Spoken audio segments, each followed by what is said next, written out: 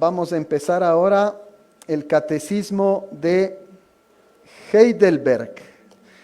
Y antes de empezar les voy a leer una pequeña reseña histórica para que ustedes recuerden de dónde viene esto.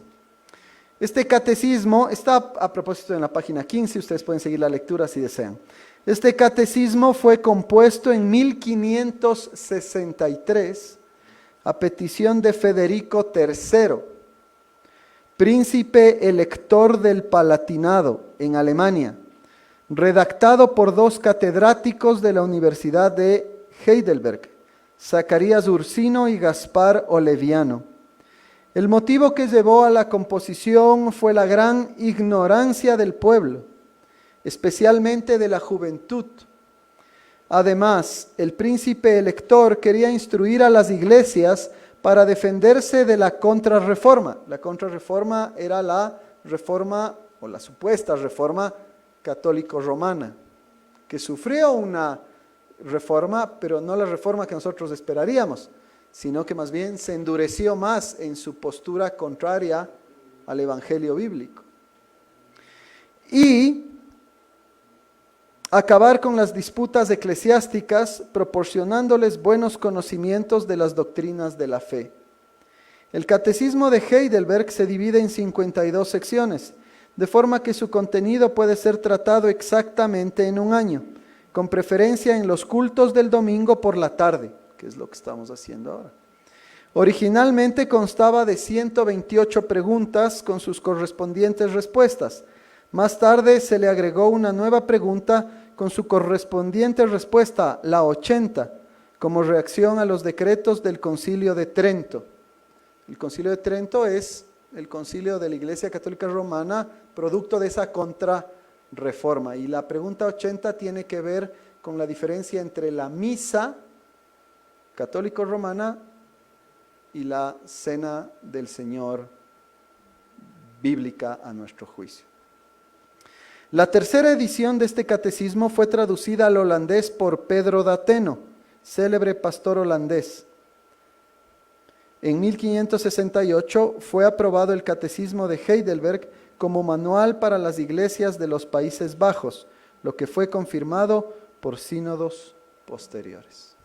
Entonces, esa es la breve reseña histórica de este maravilloso documento que, como ustedes ven, ha pasado la prueba del tiempo. O sea, en el 2063 se cumplirían 500 años de la existencia de este documento. Y vamos a empezar entonces con el domingo 1. Tal vez las preguntas con las que más familiarizados estamos, pero que valen muchísimo la pena ser recordadas. Primera parte de la miseria del hombre, domingo 1. Esta es la página 27 por si acaso. Pregunta: ¿cuál es tu único consuelo tanto en la vida como en la muerte? Respuesta: que yo, con cuerpo y alma, tanto en la vida como en la muerte, no me pertenezco a mí mismo, sino a mi fiel Salvador Jesucristo, que me libró del poder del diablo, satisfaciendo enteramente con su preciosa sangre por todos mis pecados, y me guarda de tal manera que sin la voluntad de mi Padre Celestial, ni un solo cabello de mi cabeza puede caer. Antes es necesario que todas las cosas sirvan para mi salvación. Por eso también me asegura por su Espíritu Santo la vida eterna, y me hace pronto y aparejado para vivir en adelante según su santa voluntad. Pregunta 2. ¿Cuántas cosas debes saber para que gozando de esta consolación puedas vivir y morir dichosamente? Respuesta: 3. La primera: ¿cuán grandes son mis pecados y miserias? La segunda: ¿de qué manera puedo ser librado de ellos? Y la tercera: la gratitud que debo a Dios por su redención. Vamos a hacer una oración. Padre amado, bendícenos mientras estudiamos estas dos preguntas, Señor. Queremos nosotros vivir esta consolación, primeramente entenderla Y luego, Señor, no solo saber, sino recordar claramente aquello que necesitamos recordar para vivir y morir dichosamente. Te lo pedimos en el nombre de Jesucristo, nuestro Señor. Amén. Estas son las dos cosas de las que hablan estas preguntas. En primer lugar, nos habla del consuelo que el cristiano tiene. Y en segundo lugar, nos habla de cuáles son las cosas que tenemos que saber para gozarnos de esa consolación o consuelo. Entonces, la primera cosa que tenemos que entender es, ¿qué es esto del consuelo? ¿Por qué necesitamos consuelo? Primeramente, un consuelo es un alivio. Un consuelo es algo que trae satisfacción, es algo que trae paz, es algo que calma, es algo que trae esperanza.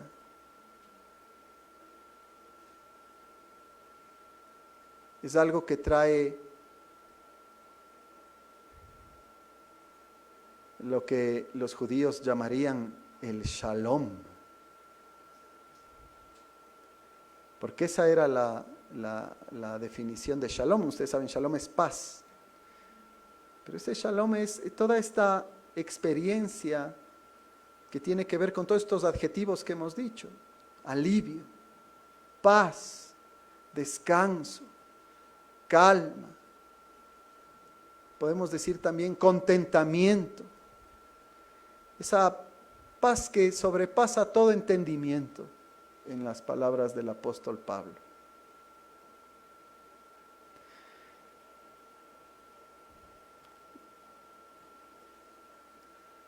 El ser humano intuitivamente anhela esto, ¿no? Yo no creo que haya ser humano que no anhele estas cosas. En lo que sí el ser humano se confunde es en que no sabe por qué necesita esto. ¿No? ¿Por qué debería yo necesitar un consuelo, no? Y el único que nos puede dar una respuesta clara a esta necesidad es Dios. Claro, el ser humano sin Dios no toma en cuenta la palabra de Dios. Y al no tomar en cuenta la palabra de Dios, no sabe por qué nosotros necesitamos alivio, por qué necesitamos consuelo. La Biblia es la que nos explica, y es la única realmente, que nos explica por qué necesitamos consuelo. Necesitamos consuelo porque el ser humano fue creado por Dios en total armonía con Dios, en total armonía con su entorno, pero el hombre, por sus deseos desordenados, por la instigación de Satanás, decide rebelarse en contra de Dios. El ser humano decide que no va a ser una criatura sujeta a su creador, sino que va a hacer lo que él quiere. Y buscando independencia, cede a sus deseos, cae en la tentación de Satanás y termina haciendo lo que Dios le dijo que no haga. Y cae, y peca, y empieza a vivir entonces ya no en armonía con su creador, ni con su entorno, sino empieza a vivir en verdadera miseria.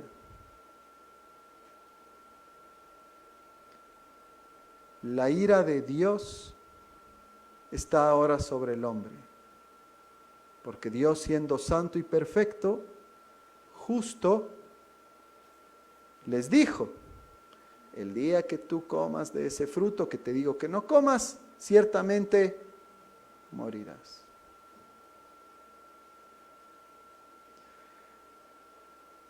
De pura gracia el Señor ha permitido que la humanidad siga con el propósito de salvar a sus elegidos. Es pura gracia porque todo debió haber sido ya o pudo haber sido ya destruido.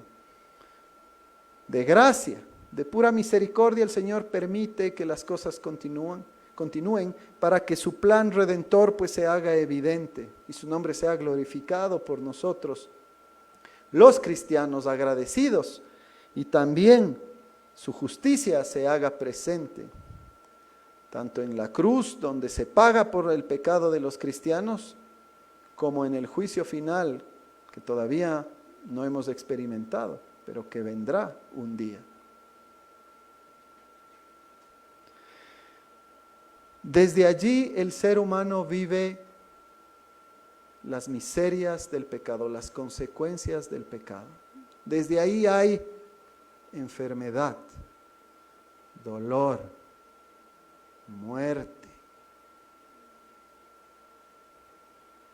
Bueno, el pecado en todas sus formas: idolatría, blasfemia, desobediencia a la autoridad, falta de amor, asesinatos, adulterios, robo, codicias, mentiras, etcétera, etcétera, etcétera. Y lo que vivimos, lo que vemos en nuestra experiencia como seres humanos, pues genera en el ser humano esa gran necesidad de consuelo, de alivio, de paz, de armonía.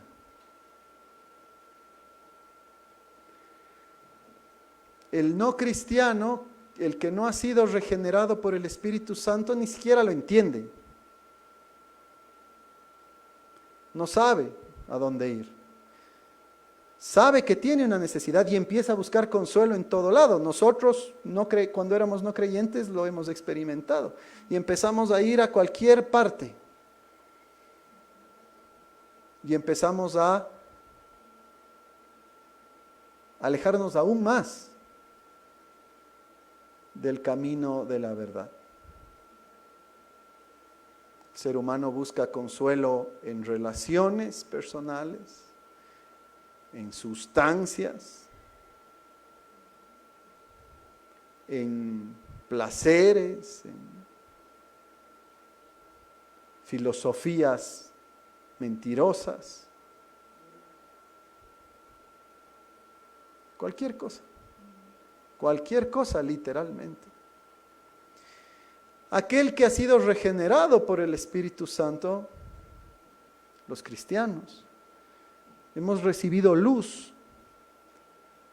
Y al recibir esa luz, somos capaces entonces de entender el Evangelio y de saber que el único consuelo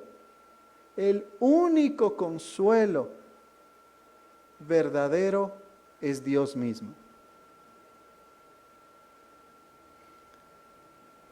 Expresado de forma real y concreta en la encarnación del Señor Jesucristo y toda su obra de salvación por su pueblo. El único que puede darnos verdadera salvación. El único que puede darnos el amor perfecto que anhelamos. El único que puede amarnos perfectamente. El único que puede cambiarnos. El único que puede transformar nuestros caminos. El único que puede darnos esperanza, perdón y vida eterna. Solo ahí hay consuelo. Solo ahí hay verdadero consuelo. Y de eso es lo que habla esta primera pregunta. Cristiano, ¿cuál es tu único consuelo? Antes de responder cuál es, fíjense que se trata de un único consuelo que ya explicamos es Dios. Pero ese consuelo se vive tanto en la vida o se expresa tanto en la vida como en la muerte. Es un consuelo que nosotros debemos, o dicho de una mejor manera, pienso, del cual debemos agarrarnos durante todos los días de nuestra vida. ¿Por qué? Porque hay otra realidad en el creyente. El creyente, aun cuando ha sido regenerado por el Espíritu de Dios y ha sido ya reconciliado con Dios y vive las promesas del Evangelio y tiene perdón y tiene esperanza de vida eterna, sin embargo todavía va a luchar con el pecado que todavía mora en nosotros.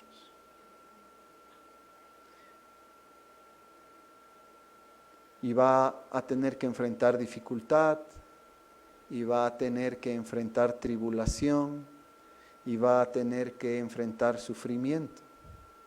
Esa es una realidad que el cristiano vive.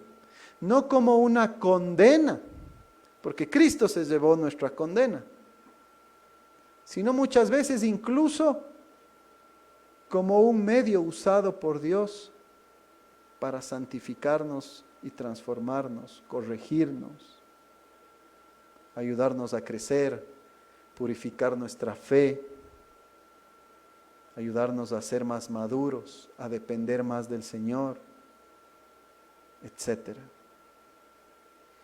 Y entonces ese consuelo para nosotros es nuestro pan de cada día.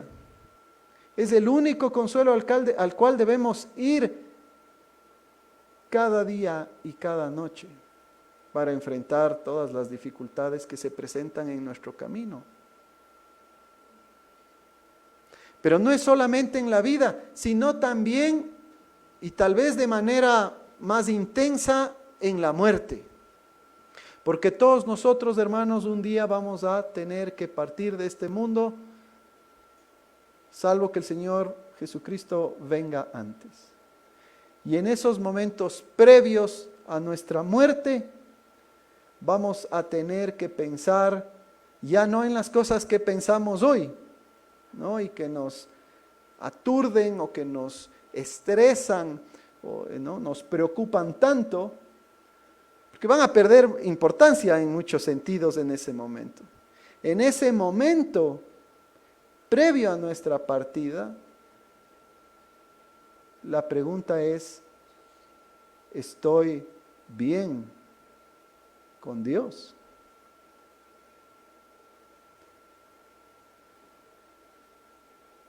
¿Estoy reconciliado con Dios? ¿Cuál va a ser mi destino?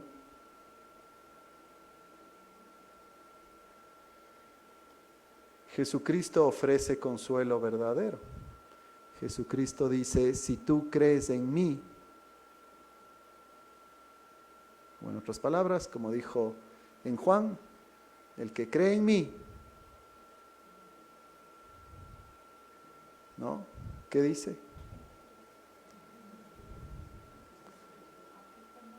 Aunque esté muerto, vivirá. Esa es la gran promesa para el creyente. Que nuestra existencia no se limita a esto, sino que tenemos un Salvador perfecto que nos limpia de pecado, que nos promete la vida eterna y nos salva del tormento real, eterno, del infierno.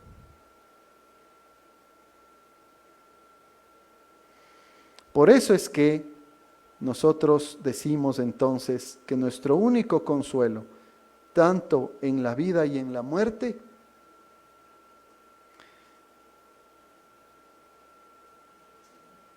es que no me pertenezco a mí mismo, sino a mi fiel Salvador, Jesucristo. Fíjese cómo está estructurada esta respuesta. Mi único consuelo, tanto en la vida como en la muerte, es que yo ya no me pertenezco a mí mismo, sino a mi fiel Salvador Jesucristo.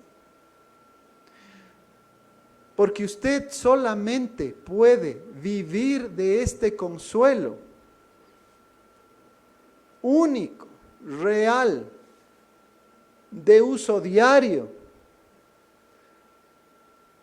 mientras el Señor nos tenga aquí, y sobre todo antes de nuestra muerte y de tanto consuelo antes de nuestra muerte, si es que nosotros entendemos que nosotros debemos dejar de pensar que nos pertenecemos a nosotros mismos. Que pertenecernos a nosotros mismos es precisamente lo que nos metió en problemas en primer lugar.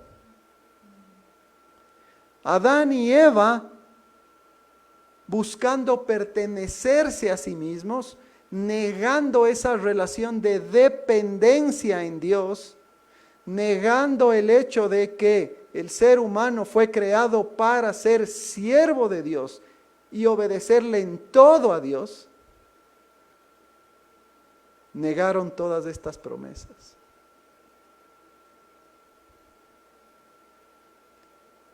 Y buscando entonces hacer su propia voluntad y labrar su propio destino, negaron a Dios. Y negando a Dios, negaron consuelo. Y por eso el ser humano vive la miseria del pecado, las consecuencias del pecado, y busca alivio en cualquier parte. La solución, hermanos, es que entendamos que no nos pertenecemos a nosotros mismos, sino a nuestro fiel Salvador Jesucristo. Es decir, que volvamos a esa relación para la cual fuimos creados.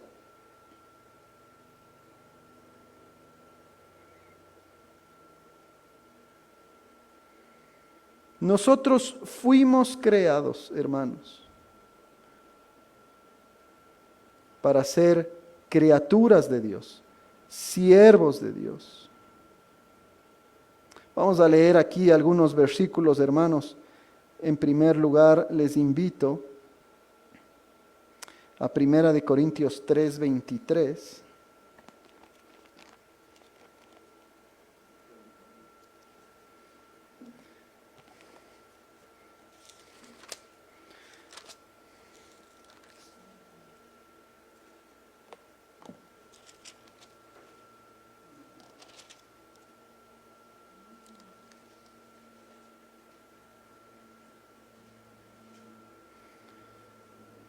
Primera de Corintios 3, voy a leer desde el 18, dice así el apóstol Pablo: nadie se engañe a sí mismo. Si alguno entre vosotros se cree sabio en este siglo, hágase ignorante para que llegue a ser sabio. Porque la sabiduría de este mundo es insensatez para con Dios, pues escrito está: Él prende a los sabios en la astucia de ellos. Y otra vez, el Señor conoce los pensamientos de los sabios, que son vanos. Así que ninguno se gloríe en los hombres, porque todo es vuestro, sea Pablo, sea Apolos, sea Cefas, sea el mundo, sea la vida, sea la muerte, sea lo presente, sea lo porvenir, todo es vuestro. ¿Y qué dice el versículo 23? Y vosotros de Cristo, y Cristo de Dios. El cristiano no se pertenece a sí mismo y por lo tanto no puede hacer lo que desea, sino que desea hacer lo que Dios dice y debe hacer lo que Dios dice. En el mismo libro, en 1 Corintios 6,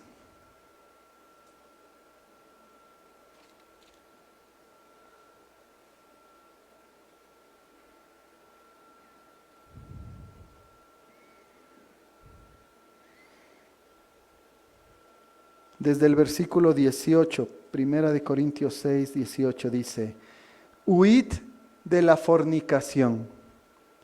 Cualquier otro pecado que el hombre cometa está fuera del cuerpo, mas el que fornica contra su propio cuerpo peca. ¿O ignoráis que vuestro cuerpo es templo del Espíritu Santo, el cual está en vosotros, el cual tenéis de Dios, y que no sois vuestros?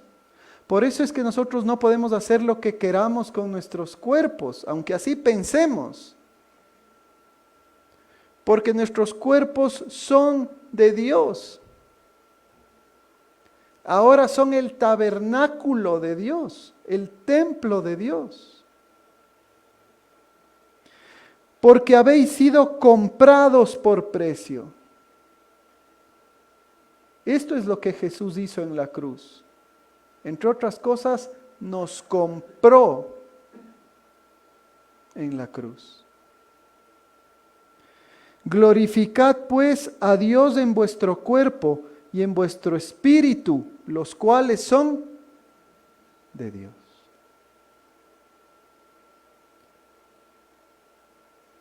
Hermanos, el consuelo que nosotros podemos tener y que tanto ansiamos está en Cristo. Pero para que se haga efectivo en nosotros, tenemos que reconocer que no somos independientes, que ya no somos nuestros, hemos sido comprados, siervos de Jesucristo. Estamos para hacer lo que Él dice, no lo que nosotros decimos. Y ese es nuestro consuelo, y eso nos alegra, no es una carga. Por eso el Señor dice, vengan a mí. El que necesite alivio, venga a mí. Mi yugo no es gravoso. Al contrario, les voy a dar el consuelo que necesitan, pero ese consuelo tiene que someterse a Cristo y entender que somos siervos, comprados para Él. Le pertenecemos a Él.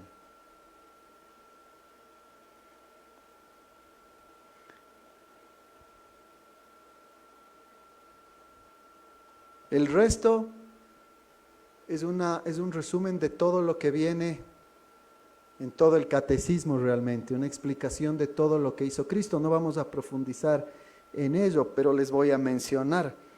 ¿Qué hizo Cristo entonces para que yo le pertenezca? Mi fiel Salvador Jesucristo me libró del poder del diablo, porque nosotros estábamos sujetos al diablo. Ya no, el cristiano ya no está sujeto al diablo. ¿Cómo hizo eso? Satisfaciendo enteramente con su preciosa sangre por todos mis pecados. Pagó por mis pecados en la cruz. Me libra del diablo y de su poder. Paga por mis pecados en la cruz. Yo ya no soy culpable porque mi pecado ha sido pagado. Mi preocupación ahora en la vida es agradecerle a Él, glorificarle a Él, porque mi pecado ha sido pagado. Y no solo eso, sino que ¿qué más hace? Me guarda, Cristo me guarda, de tal manera que ni un pelo de mi cabeza puede caer sin la voluntad de mi Padre Celestial. Es decir, no pasa absolutamente en mi vida. Yo tengo esa convicción de que no pasa nada en mi vida que Dios no lo quiera. Y ahora Él es mi Padre, por lo tanto lo que sucede de una u otra manera yo lo tomo como bueno para mí. Incluso la alopecia. Ese es un poco el punto. ¿Qué es lo menos grave que nos puede pasar? Esa es la confianza del creyente, que Cristo hizo eso. Y por eso entonces yo me someto a ese yugo amoroso de Cristo a quien yo pertenezco. Porque todo lo que Él hace, lo hace para mi salvación. Y no solo eso, sino que me da seguridad. Él me asegura por el Espíritu Santo que tengo vida eterna. Y también por ese mismo Espíritu me hace pronto y aparejado, una expresión que dice que me alista de alguna manera, me hace capaz para vivir en adelante según su santa voluntad. Todo eso ha hecho Cristo por nosotros. Y yo digo gracias y en consecuencia me someto a Él y digo, yo soy tu siervo. Lo mejor que me pudo pasar es que yo ya no me pertenezco a mí mismo, sino pertenezco a ti. Gracias por librarme de mí. Gracias por librarme de mi pecado. Gracias por librarme del viejo hombre. El viejo hombre que está sujeto a la carne.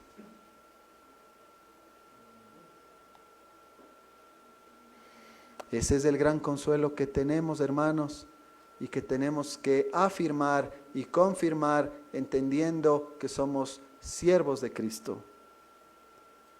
No somos nosotros nuestros dueños, Cristo es nuestro dueño y debemos vivir así.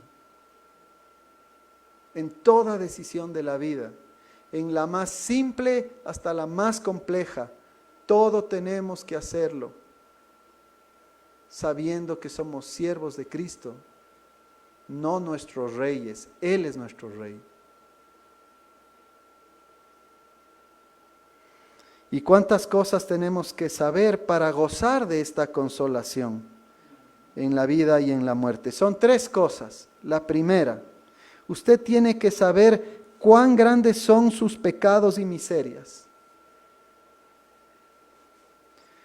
Usted no va a someterse a Cristo, no le va a interesar el Evangelio de Cristo si es que usted no entiende que sus pecados son grandes. Si usted piensa que es bueno, entonces, bueno, no necesito mucho de Cristo. Una ayudadita quizás, pero no mucho. Y en consecuencia usted no va a apreciar lo que Cristo ha hecho por usted. Usted tiene que saber el problema en el que está metido, sin Cristo. Si usted sabe eso, usted va a vivir una vida gozosa. Pero no solo eso, tiene que saber en segundo lugar la manera en que usted puede ser librado de esos pecados y de esa miseria. Tiene que saber el gran problema en el que el ser humano está, el gran problema en el que el ser humano está sin Cristo, y tiene que saber cómo salir de eso. Y usted solamente puede salir de aquello a través de Cristo, a través de la fe en Él.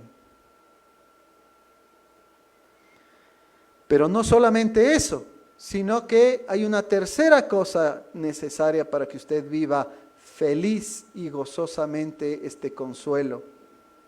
Usted tiene que saber que esa salvación que Cristo le ofrece debe generar una gratitud necesaria que se expresa en obediencia a Él. 3 cosas: la gravedad de nuestro pecado, la salvación en Cristo y la gratitud que los que hemos sido salvados por Cristo le debemos por esa gracia y misericordia que nos ha mostrado. Es interesante, pero hay lugares en donde en lugar de esos 3 puntos se viven 1 o 2 y en consecuencia ese gozo es incompleto, ese consuelo es incompleto. Hay lugares en donde solo se habla de la culpa y de la salvación, pero nunca se habla de la obediencia que le debemos a Dios. Y es incompleto.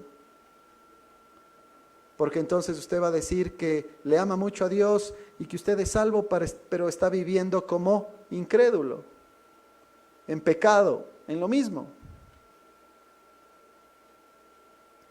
Y ahí no hay consuelo, porque usted mismo va a estar atribulado, caminando por donde no debe caminar y diciendo una cosa distinta.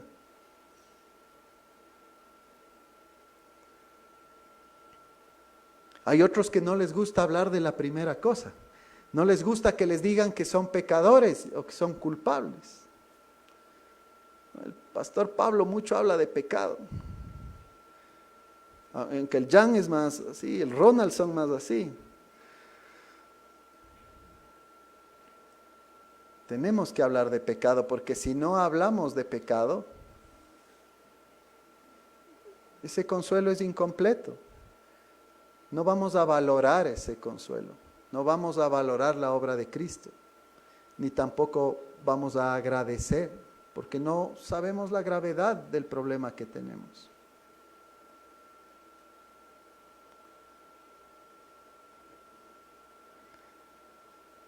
Y otros se olvidan del segundo punto, que en un sentido más o menos es el más importante, pero todos son importantes. Se olvidan de Cristo. Hablan de pecado y de miseria, de culpa y de portarse bien. Digamos, eso usualmente no se encuentra mucho en iglesias, sino esa es una especie de motivación personal, porque el mundo incrédulo se da cuenta de que hay problemas. Claro, no habla de pecado en el sentido bíblico, pero dice hay problemas. ¿Y cómo arreglamos? Dando un salto, no, hay que portarse bien, pues. Y nunca lo logran. ¿Por qué? Porque no está el que puede liberarnos, que es Cristo. El único que puede redimirnos, el único que puede pagar y el único que puede cambiarnos para que podamos dar el fruto que necesitamos. Así que, amados hermanos, en el Señor, perseveremos en estas tres cosas, en este gran consuelo. Sabiendo que somos pecadores y confesándolo, no para permanecer en ello, sino para buscar redención en Cristo,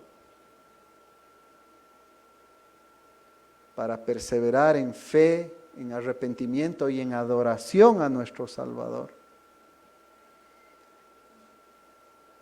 Y sometiendo nuestras vidas a su palabra para vivir según su voluntad. Así usted va a vivir, y cuando nos toque estar en la presencia de Dios, minutos antes, tener una consolación perfecta. A pesar de la circunstancia incluso gozosa, porque no nos pertenecemos a nosotros, sino a Jesucristo, el Hijo de Dios. Amén. Oremos. Señor, te damos gracias por recordarnos que el consuelo perfecto está en Cristo y en someternos a Él completa e íntegramente. Ayúdanos, Señor, a perseverar en este consuelo y perdónanos cuando hemos buscado consuelo en otros lugares que al final del día nos han dejado más desconsolados de cómo empezamos. Gracias, Señor, por tener misericordia. Gracias por mostrarnos tu gracia y fortalécenos, te pedimos, Señor, en el Espíritu Santo para que podamos recordar estas tres cosas que nos permiten vivir este consuelo día a día y especialmente cuando tú nos llames, Señor, a la gloria eterna. En el nombre de Jesús oramos. Amén.